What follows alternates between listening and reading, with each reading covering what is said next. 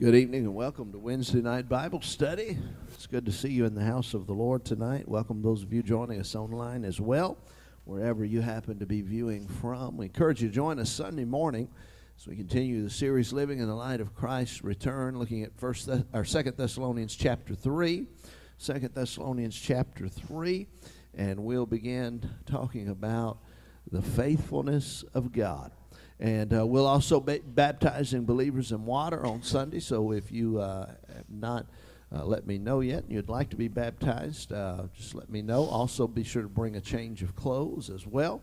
And then join us Sunday night for prayer meeting at 5 o'clock. Are there any...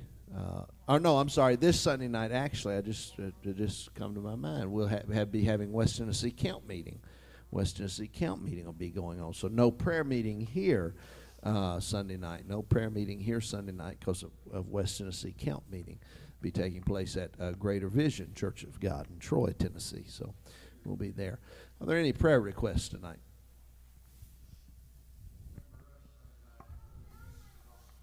That's right, yes. Pastor? Yes. My friend Melina, yesterday she had celebrated her first year without. Praise the Lord. Today was her birthday, so. Praise the Lord. Yeah. Your neighbor, all right.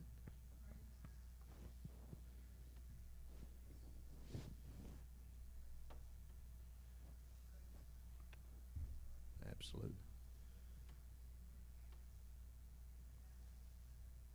Mm-hmm. Absolutely. Is this true? Yes, amen.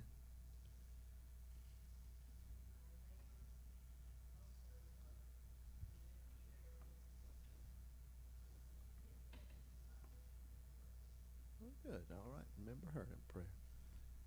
Anybody else? All right. Let's pray. Father God, we come to you in prayer tonight. We lift up all of these requests to you, Lord. You've heard them each and every one. We thank you that Melina is 1 year cancer-free. And we just pray that, God, she would continue to be. We pray and lift up to you in prayer Brother Lewis, Sister Glenda, as they'll be ministering in Covington on Sunday night. We pray that you'd move in a mighty way there. Touch Brother Jerry tonight. Bring healing to him. And Sister Shirley, as she gives the care, God, that is needed. We pray that you'd give them both strength. Touch those that are battling with cancer that our sister requested prayer for. Minister to them. God, bring healing and do the miraculous in their life, we pray. We lift up to you in prayer Sister Dorothea and this request, God, that you'd bring healing there. Lord, we all have family and friends that are lost, that need to know you as Lord and Savior of their life. And so we pray you draw them into relationship with you, that they would come to know you as Lord and Savior of their life. Minister to every need that is represented here tonight and by way of those watching online. We'll be careful to give you all the praise and the glory for it all. In Jesus' name we pray.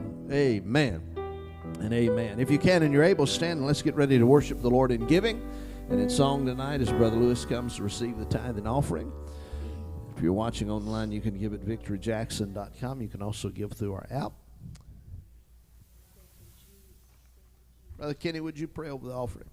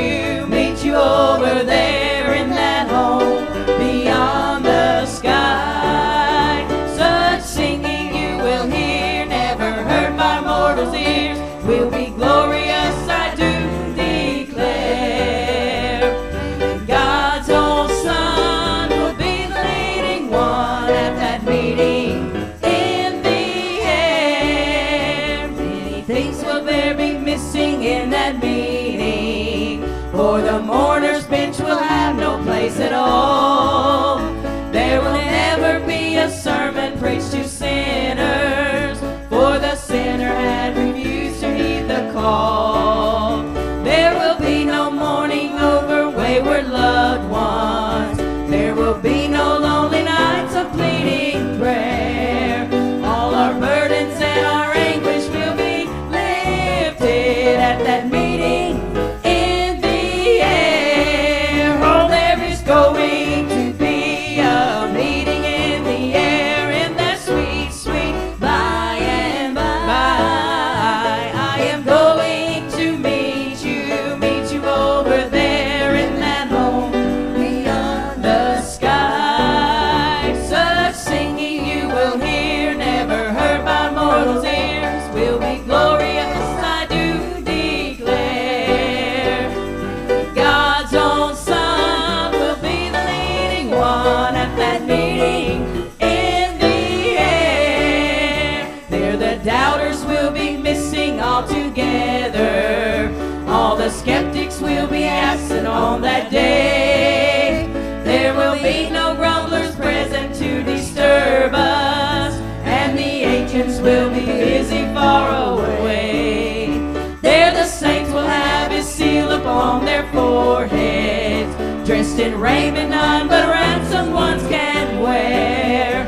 All who have the wedding garments will be present at that meeting in the air. Oh, there is going to be a meeting in the air, in that sweet, sweet by and by. I am going to meet you over there in that home beyond the sky. Such singing you will hear, never heard by mortals' ears, will be glorious, I do declare. God's own Son will be the leading one at that meeting. One more time. Well, there is going to be a meeting in the air, in that sweet, sweet by and by. I am going to meet you over there in that home beyond the sky. Such singing you will hear, never heard by mortals' ears, will be glorious, I do declare. God's own Son will be the leading one at that meeting in the air.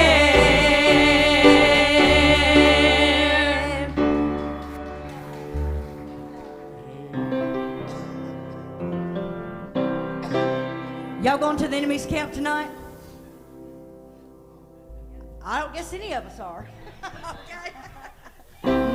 Well, I went to the enemy's camp, and I took back what he stole from me. I took back what he stole from me. I took back what he stole from me. Well, I went to the enemy's camp, and I took back what he stole from me. He's under my feet, he's under my feet, he's under my feet, he's under my feet, he's under my feet, he's under my feet. Satan is under my feet. Well, I went to the enemy's camp, and I took back what he stole from me. I took back what he stole from me. I took back what he stole from me. Well, I went to the enemy's camp, and I took back what he stole from me. He's under my feet, he's under my feet, he's under my feet, he's under my feet. The devil's where? He's under my feet, he's under my feet. Satan is under my feet. One more time. Well, now I went to the enemy's camp, and I took back what he stole from me. Took back what he stole from me. I took back what he stole from me. Well, I went to the enemy's camp, and I took back what he stole from me. He's under my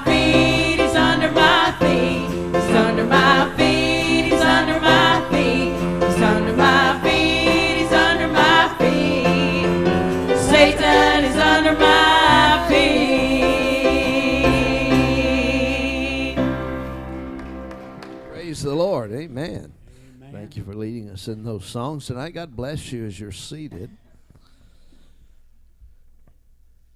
If you have your Bibles tonight, once again, let's go to the book of Judges. Book of Judges. As we continue our study, Faithful God in an Unfaithful Age.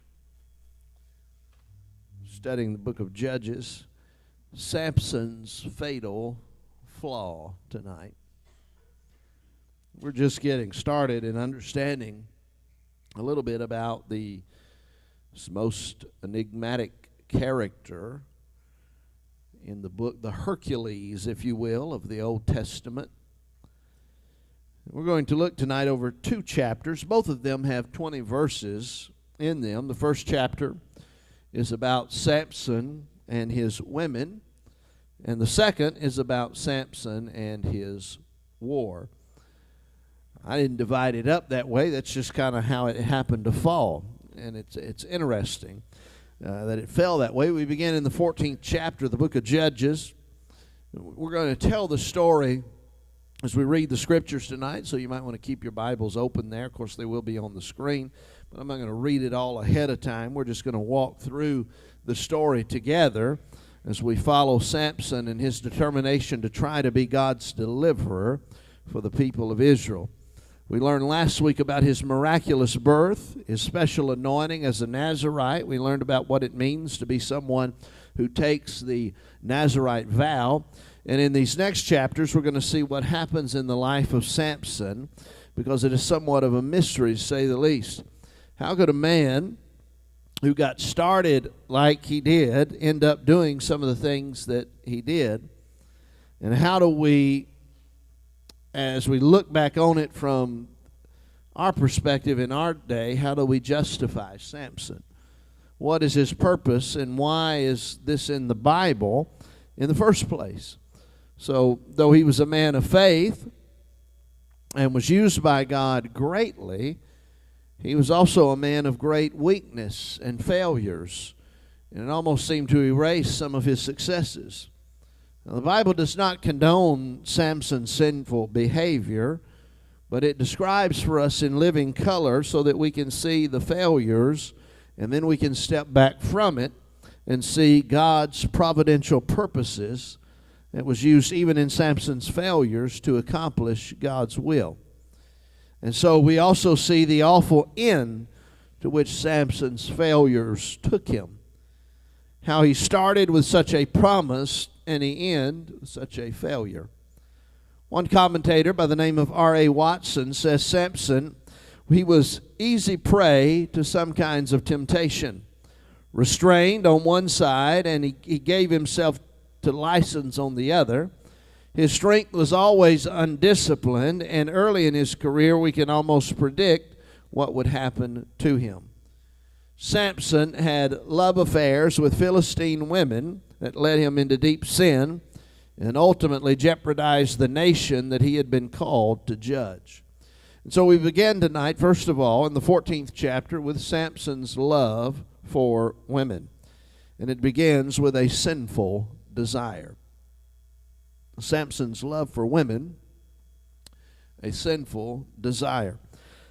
Judges chapter 14 verses 1 and 2 says, "And Samson went down to Timnath, and saw a woman in Timnath of the daughters of the Philistines.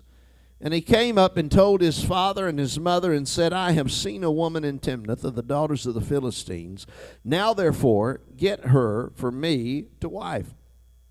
Timnath was a Philistine town about an hour's journey from Samson's home.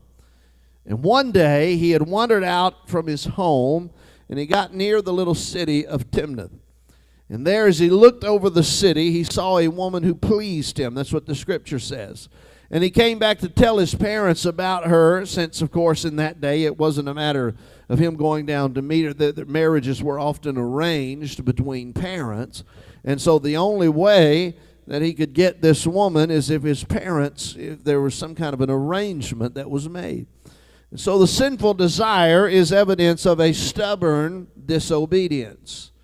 A stubborn disobedience. Next, verse 3 says, his father and his mother said unto him, Is there never a woman among the daughters of thy brethren, or among all of my people, that thou goest to take a wife of the uncircumcised Philistines? Samson said unto his father, Get her for me, for she pleaseth me well. So he says to his father, Get her for me.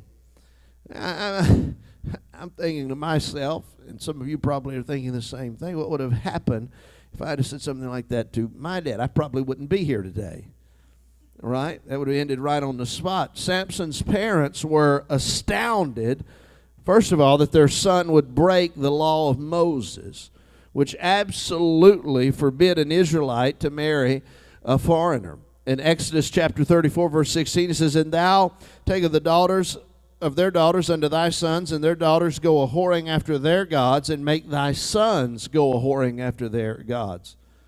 But Samson is used to having his own way. It's quite apparent. And he insisted that his parents get this woman to him for his wife. That leads us then to, thirdly, a spiritual dilemma.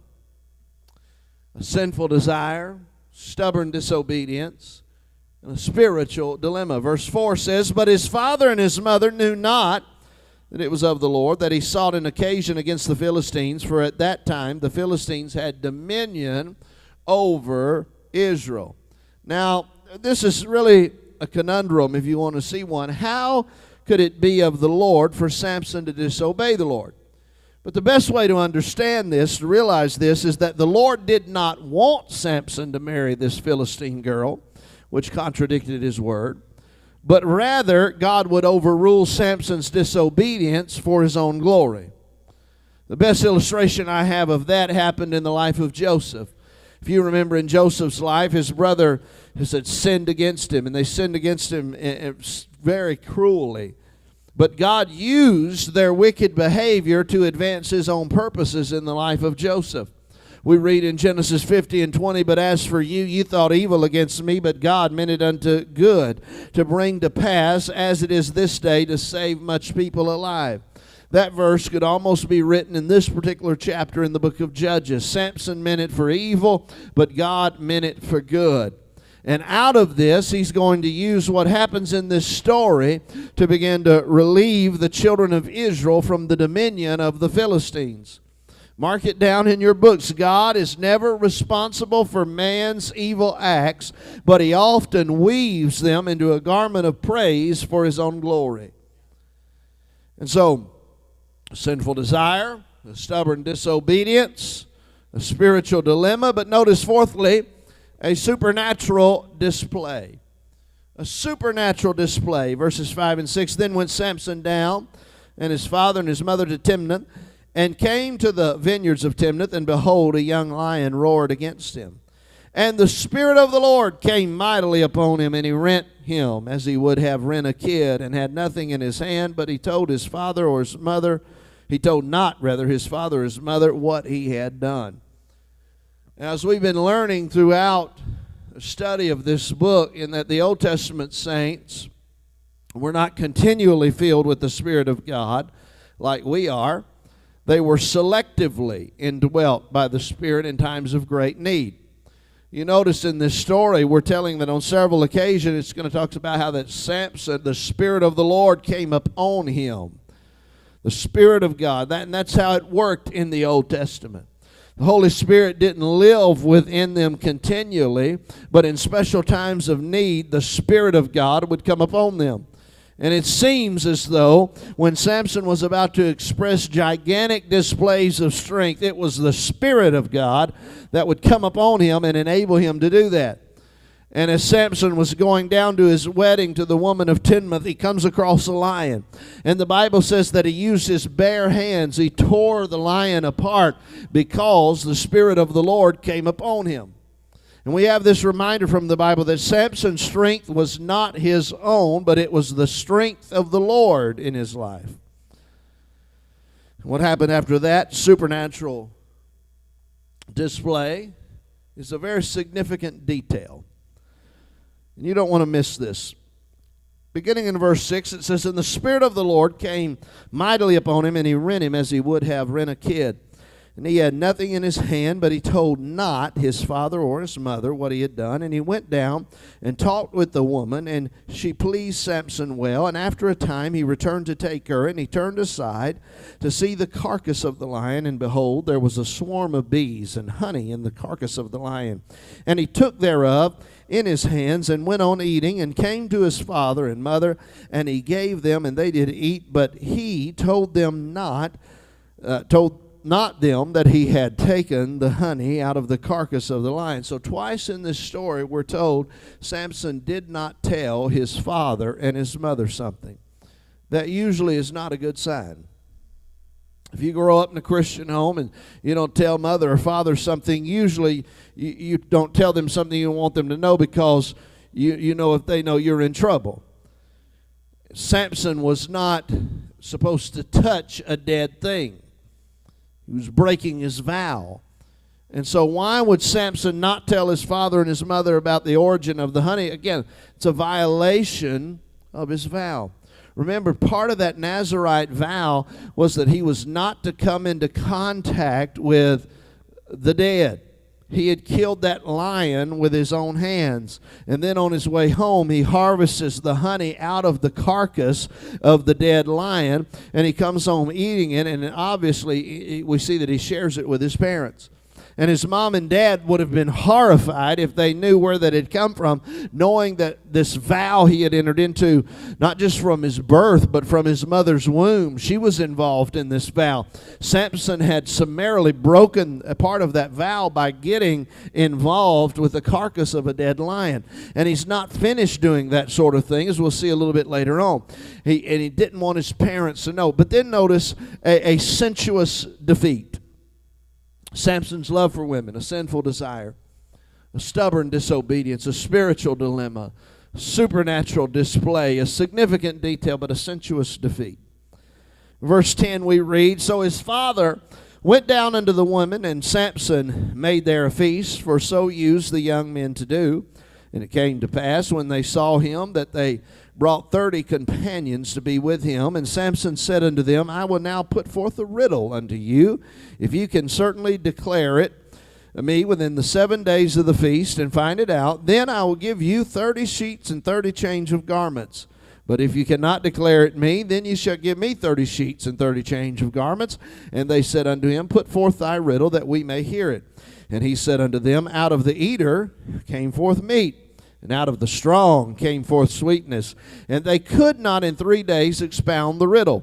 And it came to pass on the 7th day that they said unto Samson's wife, Entice thy husband, that he may declare unto us the riddle, lest we burn thee and thy father's house with fire. Have ye called us to take that we have? Is it not so? And Samson's wife wept before him, and said, Thou dost but hate me, and lovest me not. Thou hast put forth a riddle unto the children of my people, and hast not told it me. And he said unto her, Behold, I have not told it my father nor my mother, and shall I tell it thee? And she wept before him 7 days, while their feast lasted. And it came to pass on the 7th day that he told her, because she lay sore upon him. And she told the riddle to the children of her people. And the men of the city said unto him on the 7th day, before the sun went down, What is sweeter than honey, and what is stronger than a lion? And he said unto them, I love this part, this is funny, If ye had not plowed with my heifer, ye had not found out my riddle. Remember what his riddle was. Out of the eater came something to eat. The eater was the lion. Out of the eater came the honey, and out of the strong, the lion, came something sweet. That was his riddle. And now they had no way of knowing this, because this is something that had happened privately. He hadn't told anybody. He hadn't even told not anyone, his parents, not anyone. He made a serious mistake. He told his wife. And she went down there and she told them. And now on that day, he would have won this little wager. He's having some fun with them. But on the 7th day, they come up to him and say, What could be sweeter than honey, and what could be stronger than the lion? And he comes back with another little couplet here that I love. He said, If you had not plowed with my heifer, you wouldn't have solved my riddle. And I want to know, when was the last time you called your wife a heifer? I don't suggest you do that. It will not end well with you. I don't have any intentions of going there other than to just say what it says. And they solved the riddle. And when it comes time for the wedding party, Samson decided to have a little fun, and so he had proposed this riddle. And when the Philistines realized that they couldn't get the answer, they seduced his wife to help him, and they threatened her. They said, if you don't do it, we're going to burn you, not only you and your father, but we're going to burn the house down, and we're going to burn you guys in it. And I could just jump ahead and tell you that ultimately that happens to her and her father in their house anyway, so she doesn't gain anything by doing this. But Samson begins to show us his weakness for women who, when she cried her way into getting what she wanted. And then note here a strategic decision in verses 19 and 20. And the Spirit of the Lord came upon him, and he went down to Ashkelon and slew 30 men of them, and took their spoil, and gave change of garments unto them which expounded the riddle. And his anger was kindled, and he went up to his father's house. But Samson's wife was given to his companion, whom he had used as his friend. So, in his anger, he goes back to his father's house. His wife is given to a companion that had basically been his best man.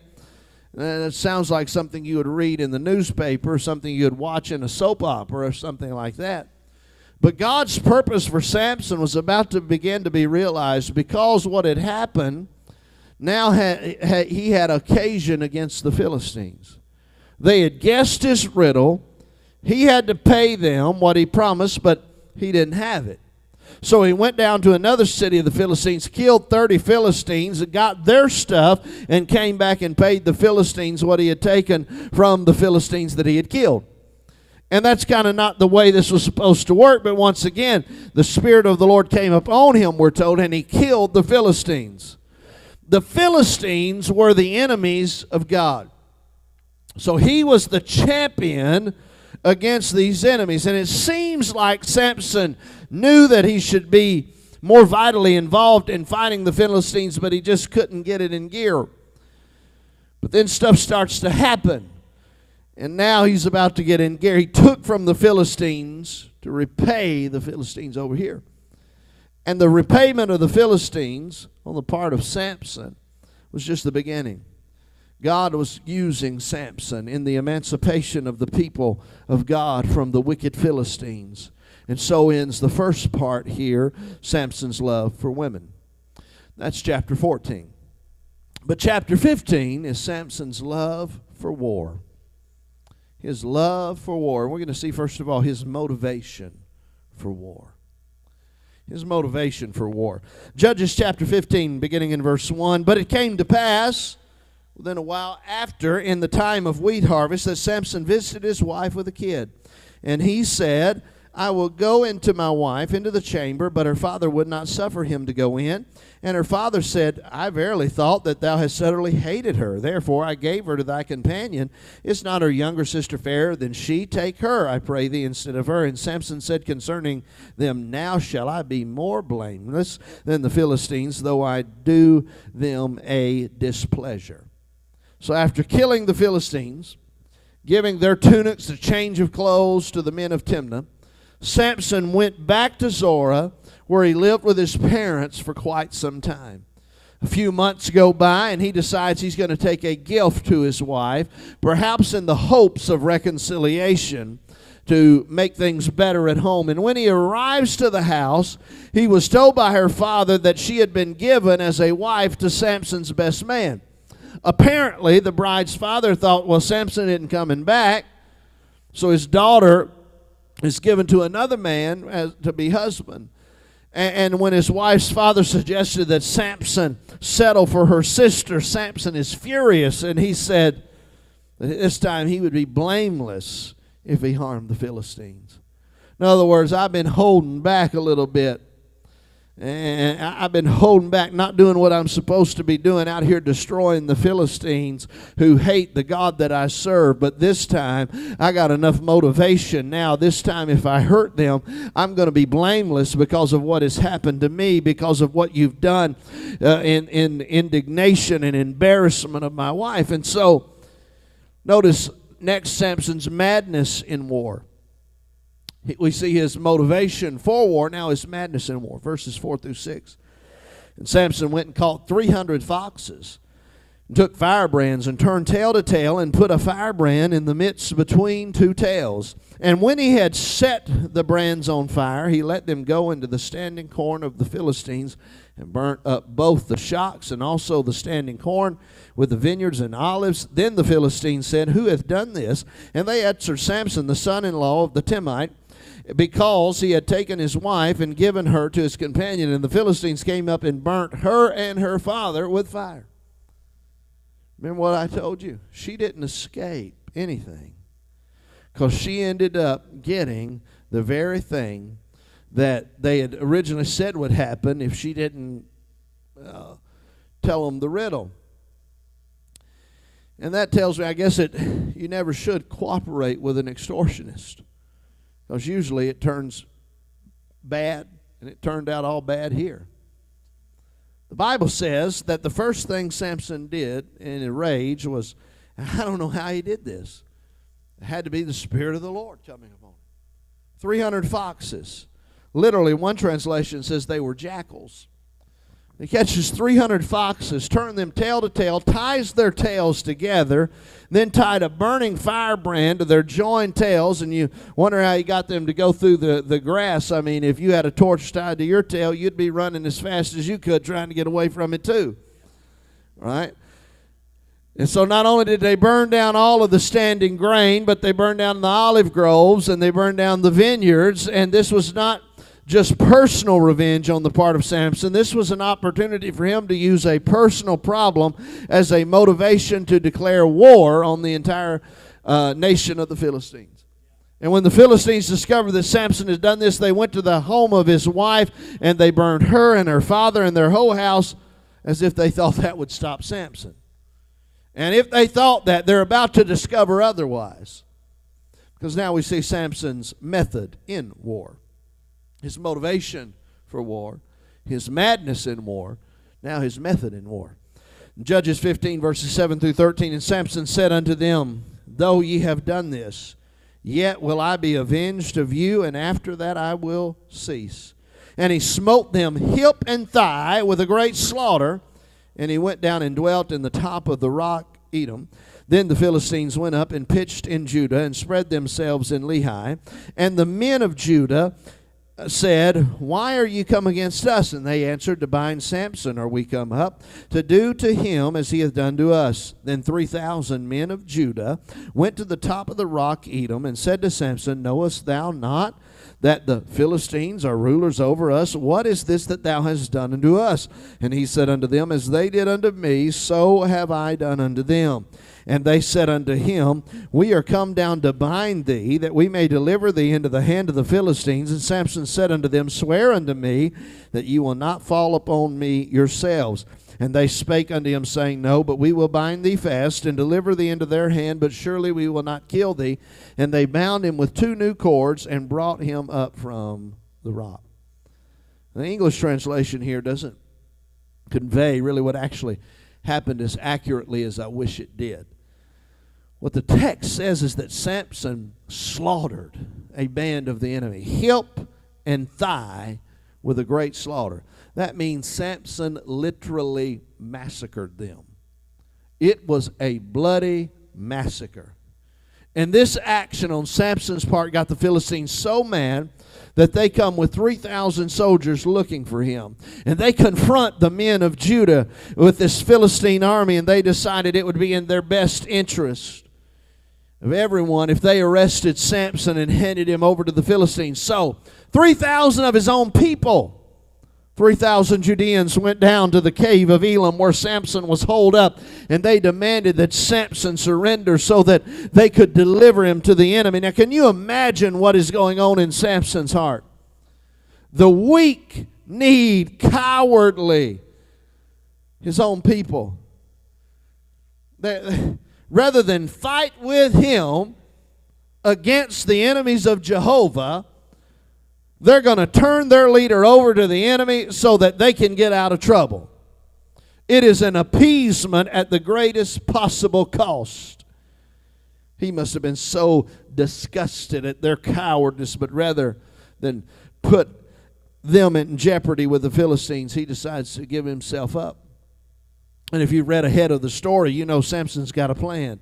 He needs to get in contact with the Philistines, and he's about to hatch a plan that'll enable him to do that. So he made the men of Judah promise that they wouldn't kill him, but instead they would turn him over to the Philistines.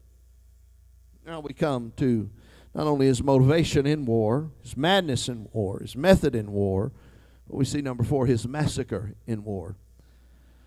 Beginning in verse 14.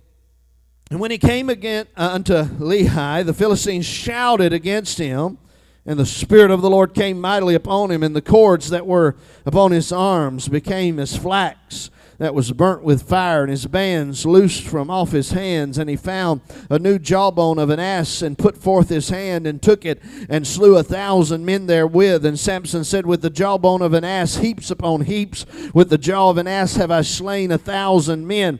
And it came to pass, when he made an end of speaking, that he cast away the jawbone out of his hand, and called that place Ramath Lehi. When Samson's countrymen brought him to Lehi, where they were in camp, the Philistines, seeing Samson tied up with ropes, felt very secure. They started shouting things at him. They were defiant. They thought, oh, we got him tied up now. There's no way he's going to get out of this. They're going to have no more problems with Samson. This is going to be it. But the Bible says suddenly the Spirit of the Lord came upon Samson. I don't know what you have to do to get the Spirit of the Lord to come upon you quite like that, to have that kind of supernatural strength. But I tell you, he had supernatural strength. And he takes the jawbone of a donkey, and with that supernatural strength, he swung it right and left, walking right into the middle of them, right and left. And he heaped bodies of the Philistines one upon another, and he killed the Philistines with that crude instrument.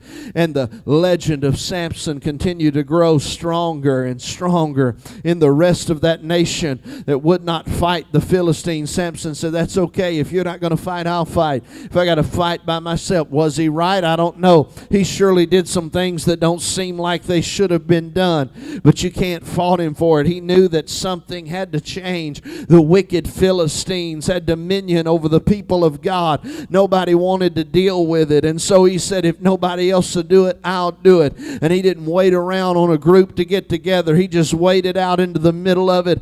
And people say, how could this really be true? I don't know. But what I do know is Samson was some kind of, he killed 1,000 men in one day with the jawbone of a donkey, because the Spirit of the Lord came upon him. Now notice Samson's moment in war. It seems as almost an unnecessary bit of information.